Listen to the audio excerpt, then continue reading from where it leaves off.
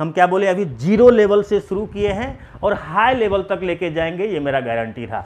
दूसरा नंबर क्या कह रहा है, कहता है right the number of columns of the matrixes, यानी आपको जो है यहां पे स्तंभों की संख्या बताना है। अब देखो स्तंभ किसको बोलते हैं, कॉलम किसको बोलते हैं, पहले ये सीखना पड़ेगा। तो इसमें भी कुछ ज़्यादा आपको याद रखने का जरूरत नहीं है, बस आपको इतना याद रखना है, एक मैट्रिक्स में जितना भी वर्टिकल लाइन होता है, जितना भी ऊर्ध्वाधर रेखा दिखाई देगा, वही तो कॉलम होता है आपका। जैसे आप देख लीजिए, यदि बात किया जाए इस मैट्रिक्स का, तो देखो इस मैट्रिक्स में वर्टिकल लाइन, ऊर्ध्वाधर रेखा आपको 2 ठो दिखा या नहीं दिखा, तो इसी दोनों को हम लोग क्या बोलेंगे, कॉलम बोलेंगे।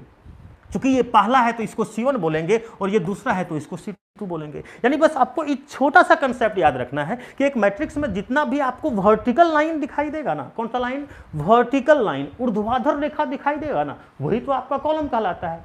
तो आपसे पूछा जा रहा था कॉलम का संख्या बताइए, कितना कॉलम है, तो 1 और 2, तो इस मैट्रिक्स में कॉलम का संख्या कितना है, 2।